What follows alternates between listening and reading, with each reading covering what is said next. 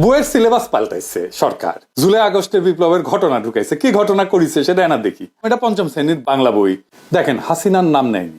পরে মনে হয় পুলিশের দায় শুধু, আওয়ামী লীগ নাই, ছাত্রলীগ নাই, গণঅভ্যুত্থানের বিরুদ্ধে মেইন কালপ্রিটের নাম নাই। এরা বাচ্চাদের কি শিক্ষা দিতে চায়? যদি বইয়ে হাসিনার নামই লেখা না হয়, আওয়ামী লীগের নামই লেখা না হয়, তাহলে গণঅভ্যুত্থানটা হইলো কার বিরুদ্ধে?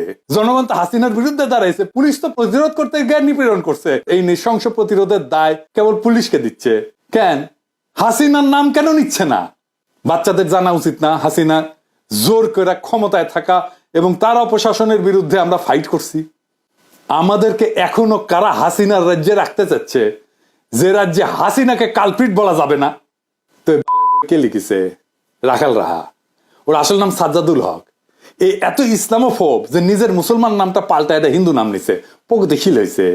নবম দশম শ্রেণীর বাংলা বইয়ে জুলাই আন্দোলনের ইতিহাস কেন্দ্রিক একটা গদ্য যুক্ত করা হয়েছে। এটা তো খুনি হাসিনার নাম লেখা হয়নি। কিন্তু আমরা কার বিরুদ্ধে যুদ্ধ করছি তার নাম লিখতেছে না। কারা শহীদদের খুন করছে, গুলি করছে, পঙ্গু বানাইছে, অন্ধ বানাইছে, তাদের পরিচয় বলতেছে না। এটা কেমন ইতিহাস?